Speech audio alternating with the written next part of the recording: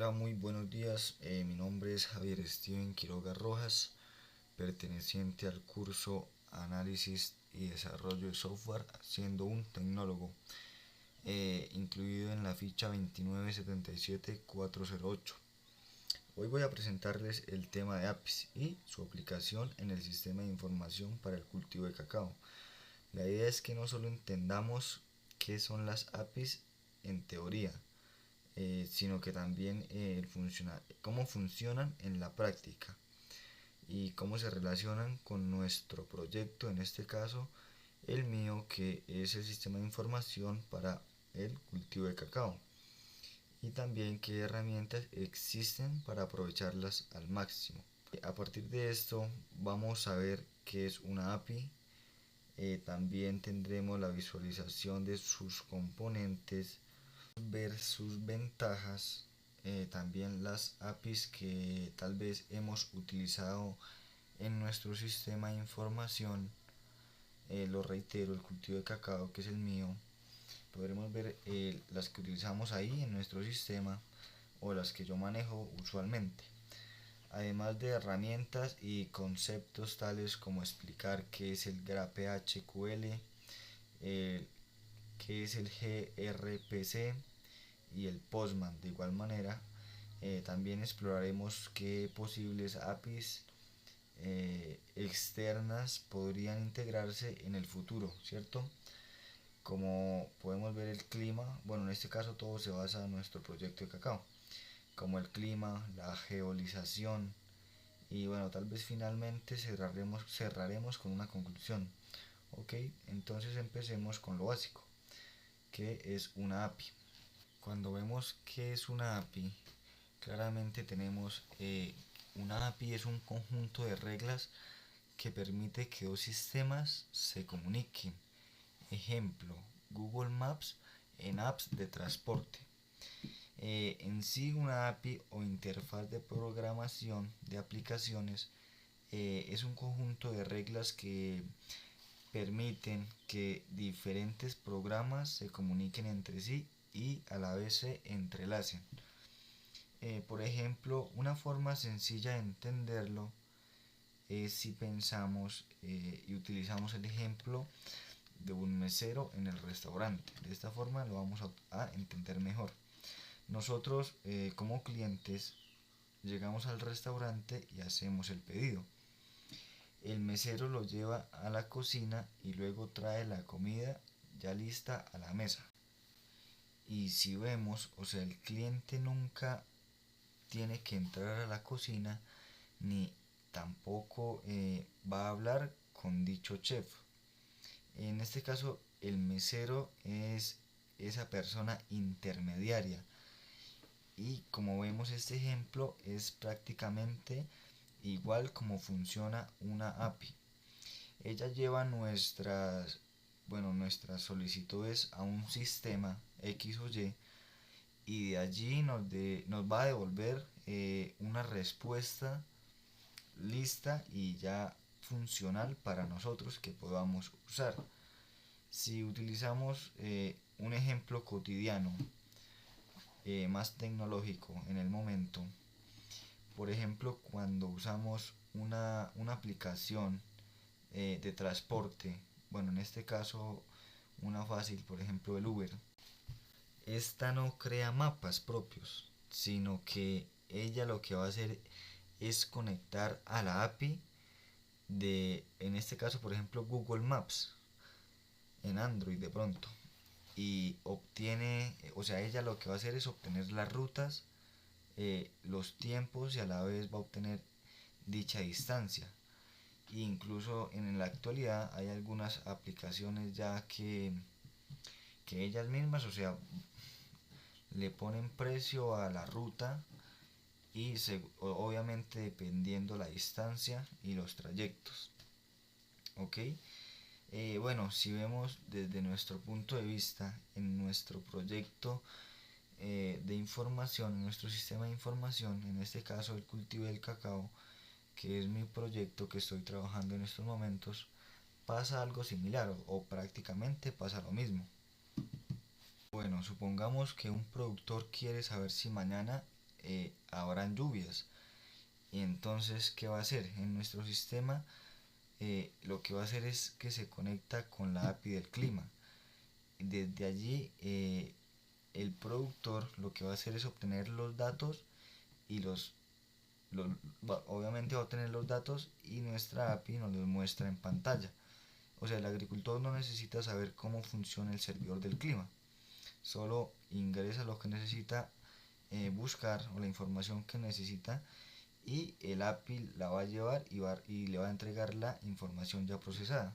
En una conclusión, un API es ese puente invisible, ¿ok?, que conecta diferentes sistemas y que hace posible que nuestras aplicaciones sean útiles, a la vez rápidas y confiables. Y a partir de aquí vamos a analizar cómo se componen esas dichas APIs. Ya viendo y teniendo claro qué es una API, nos dirigimos a componentes de una API.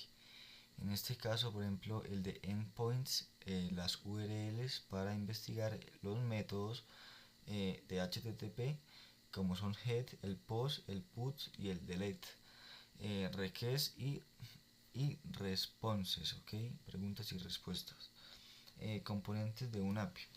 Un API no es una caja mágica, tiene componentes claros que permite su funcionamiento. Por ejemplo, tal vez el de endpoints son como las direcciones, como lo dije, o puertas de entrada. Ejemplo, por ejemplo, usuarios / login sería un ejemplo. En el de métodos sucede lo mismo, métodos HTTP. El hit en este caso nos sirve para, mientras que el post para crear, como el put lo vemos como para actualizar, si no estoy mal, y el delete para eliminar, como normalmente lo podemos ver y hacer. El request y response es como la petición que hace el cliente, ¿sí?, y la respuesta que envía al servidor, casi siempre en JSON, ¿ok?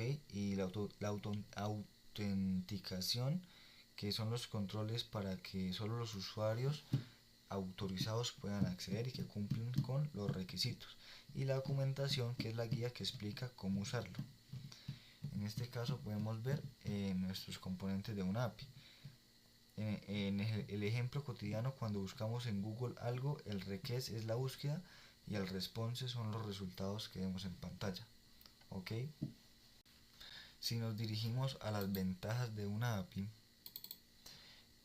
vemos que pueden ser la integración rápida, la reutilización de servicios, la estabilidad, la interoperabilidad y obviamente la seguridad.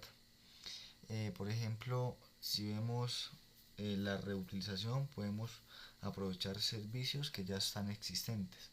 En caso de la escalabilidad, sí creo que sí era así, escalabilidad, es la que permite que un sistema crezca sin tener problemas, mientras que la interoperabilidad hace posible conectar aplicaciones hechas ya sea en distintos lenguajes.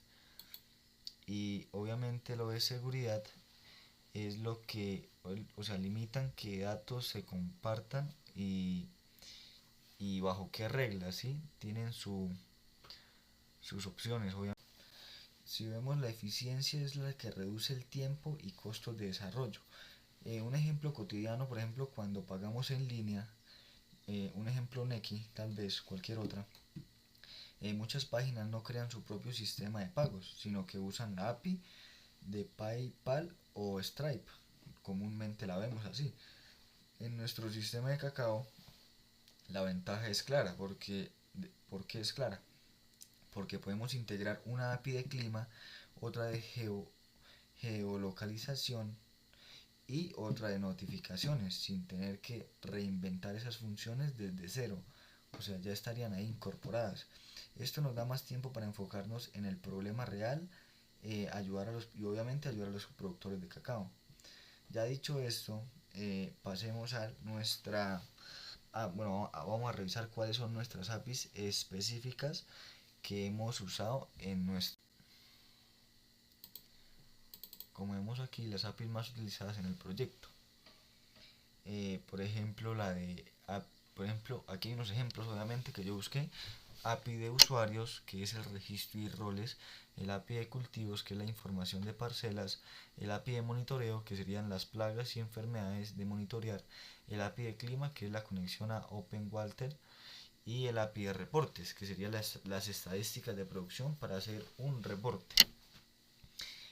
Obviamente en el API de usuarios, para registrar productores técnicos y sí, obviamente, si vemos en el API de usuarios o como le dijera, la utilizamos para registrar productores, como lo vimos anteriormente, técnicos, administradores, y manejar y a la vez autenticar estos roles. Puede ser ingresándolos y haciéndoles registro. En el API de cultivos, este lo podemos ver para gestionar, un ejemplo, parcelas, las variedades de cacao, las fechas de siembra y las de cosecha. O sea, esta se basaría simplemente relativo a todo lo que es del cultivo. En el API del monitoreo, que es lo que debemos tener en cuenta, es la que guarda datos de plagas, enfermedades y tal vez tratamientos aplicados, y ahí podemos ir llevando un seguimiento de nuestro cultivo. En el API del clima es la que se conecta a servidores externos como OpenWater, que son las que nos dan tal vez un pronóstico si lo vemos de ese modo. Y en el API de reportes es la que en el API de reportes nos genera informes de productividad, tal vez costos y a la vez de análisis.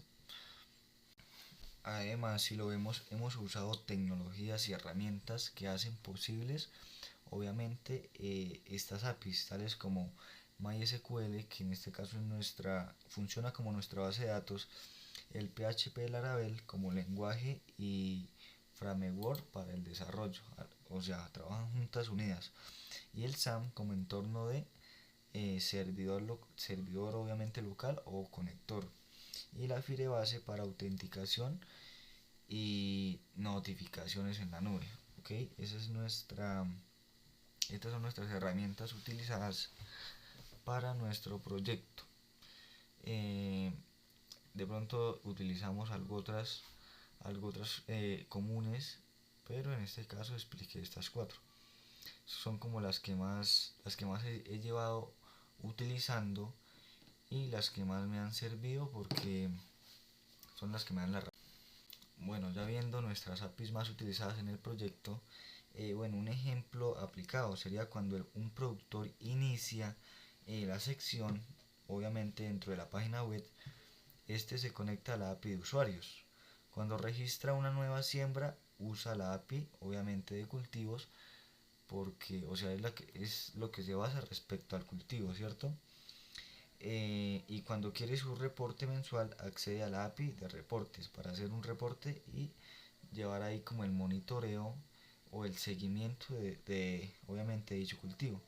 Bueno, estas son las APIs y tecnologías que realmente más que ayudarnos son las que sostienen nuestro sistema, pero obviamente existen otras alternativas modernas que también debemos conocer, tales como lo dije anteriormente, lo que es la GraphQL, y la podemos ver ahora en pantalla y a continuación. Ya teniendo algunas cosas claras de estas, nos dirigimos a nuestra siguiente diapositiva, que la pregunta es: ¿qué es GraphQL? Bueno, en este caso es el lenguaje de consultas que permite obtener exactamente los datos que se necesitan en una opción.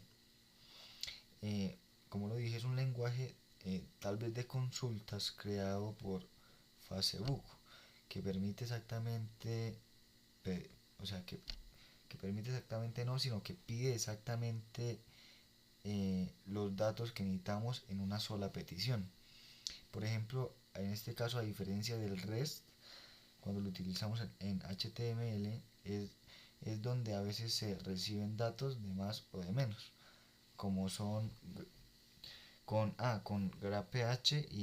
GraphQL. El cliente decide qué qué datos quiere traer. Viéndolo así con este concepto, si vemos un ejemplo cotidiano, por ejemplo en una app de redes sociales, ¿ok? Si solo queremos nombre y foto de perfil, podemos pedir solo eso, sin que el servidor nos mande todo el perfil completo o nos tenga que, o no nos deje seguir los pasos si no lo llenamos o lo pedimos.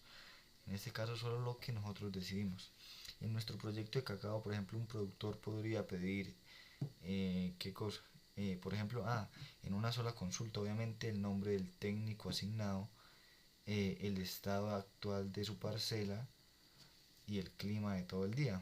O sea, todo junto en un solo reset, sin necesidad de hacer varios para cada una de las investigaciones. Sería solo el solo reset y poder pedir toda la información que él necesite. Esto hace que las consultas sean más eficientes y precisas. Ya teniendo esto claro, si nos dirigimos a qué es gRPC, lo podemos ver como el framework de Google basado en HTTP sobre 2 y Protocol Buffers. Optimiza también la comunicación en microservicios. Prácticamente es lo que hace el gRPC, optimizar comunicación en microservicios. O sea, en sí es un sistema de comunicación creado, como lo dice acá arriba, o no sino creado por Google, que se utiliza mucho cuando trabajamos, como dijera, en microservicios, ¿cierto? Usa HTTP /2 y un formado, no, y tal vez un formato, es la palabra correcta, usa un formato llamado protocol, ¿ok? Que es el protocol buffers, es el formato que utiliza, eh, que es como mucho más rápido que si vemos el JSON. Un ejemplo cotidiano, en aplicaciones como Netflix o Google, donde hay muchos servidores hablando entre sí al mismo tiempo, o sea, el gRPC permite que esta comunicación sea fluida y a la vez más rápida, ¿cierto?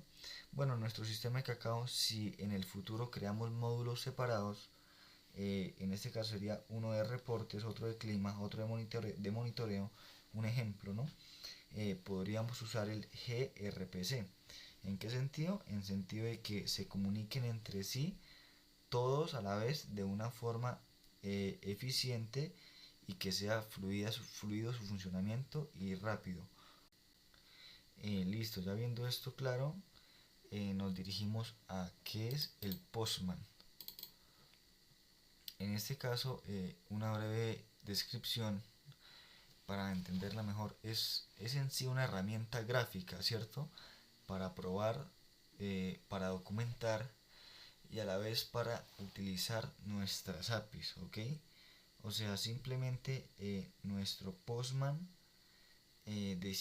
para decirlo así, es como, bueno, es una herramienta obviamente que la usamos, no, sí, que usamos tal vez los desarrolladores para probar y obviamente para documentar dichas APIs, ¿cierto? Por ejemplo, con Postman algunas de las funcionalidades que podemos hacer es enviar peticiones, a la vez podremos revisar las respuestas obviamente y organizar colecciones de pruebas. Un ejemplo cotidiano, por ejemplo, es como, para tener más claro este concepto, es como un laboratorio donde probamos los ingredientes, obviamente antes de cocinar el plato completo, ¿cierto? Pero si ya lo vamos a ver desde nuestro punto de vista y en nuestro proyecto, obviamente del cacao, lo usamos, como dijera, para probar endpoints, ¿cierto? Tales como /usuarios, por ejemplo, /login, o cultivos, /list, y poder verificar que esto sea, o sea, que realmente nos funcione y nos devuelva los datos que son correctos. Bueno, ya teniendo esto aquí claro sobre ventajas de Postman, eh, ya teniendo claro esto sobre el Postman, nos dirigimos a las ventajas que nos da el Postman, ¿cierto? Vemos fácilmente que es totalmente fácil de usar, nos automatiza las pruebas, ¿cierto? También nos aporta con la documentación rápida, tras de rápida es eficaz y obviamente, sobre todo, nos va a ahorrar tiempo, mucho tiempo en común. El Postman obviamente a partir de esas tiene varias ventajas. Tal vez una ventaja de ella sea también el evitar errores, ¿cierto?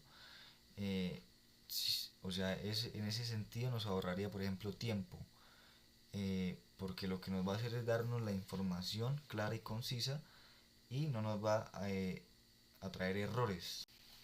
Siendo así, por ejemplo, bueno, vamos a utilizar un ejemplo aplicado, ¿cierto? En nuestro proyecto de software. Tal vez si lo vemos desde ese punto de vista, si queremos verificar que el endpoints, tales como slash reportes, producción, esta funciona, ¿cierto? Lo probamos en Postman antes de que los productores usen la aplicación. ¿Esto para qué? Listo, ya después de estar configurada, la chequeamos para agilizar así que los productores no tengan ningún inconveniente al utilizar la aplicación, obviamente. Esto nos da la confianza de que el sistema responderá correctamente en producción, ¿cierto? Correrá normalmente sin errores. Ya viendo esto claro sobre las ventajas del Postman, nuestro siguiente punto será desplazarnos a nuestras posibles APIs útiles, ¿cierto? Obviamente tal vez en nuestro proyecto. Esto lo hice todo basado, más que todo en nuestro proyecto, tras de explicar las funcionalidades, lo que son, también, lo implementé como si lo estuviera explicando para mi proyecto. Además de las APIs que ya hemos desarrollado, bueno, en este caso también podríamos integrar APIs externas que harían nuestro sistema más completo, ¿cierto? Por ejemplo, la de usuarios que, como lo dijimos, nos dan el registro, el login y envían esta información hacia el servidor y nos va a devolver tal vez sea una confirmación de que se pudo ejecutar con éxito, ¿cierto? Igual con lo de cultivos, al intentar registrar parcelas o ingresar siembra, fecha de cosecha, un ejemplo, lo que nos va a hacer es que va a llevar la información ingresada y si se registró correctamente nos va a dar un mensaje positivo, ¿cierto? De lo contrario, el mensaje sería negativo. En el monitoreo, tales como registro de plagas, enfermedades y tratamientos, funciona de la misma manera. Lo que haría es hacer una lista del cultivo y tener ahí cada una de las cualidades o características ya vistas anteriormente. En reportes, generación de informes de producción y costos, APIs externas integradas. En este caso, por ejemplo, el de Open Water basa en los datos climáticos para planear riego y fumigación, entre otras. Igualmente con Google Maps, por ejemplo, la ubicación de Wilio, lo de mensajes, la Firebase, el Strip, el PyPy. Ok, entonces en conclusión, las APIs se han conocido como un elemento esencial en el ecosistema digital actual, ya que permiten que diferentes aplicaciones, sistemas y servicios interactúen de manera estandarizada y eficiente. Su papel trasciende el simple intercambio de datos, constituyen un habilitador de innovación, estabilidad y optimización de procesos en prácticamente todos los sectores productivos gracias a las APIs. Como vemos, pudimos ver la explicación de algunos temas anteriores, como lo que era el GraphQL, el gRPC, el Postman, entre otros. Entonces esta es nuestra sustentación hacia todo este tema sobre las APIs. Con mucho cariño, mi nombre es Javier Steven Quiroga Rojas.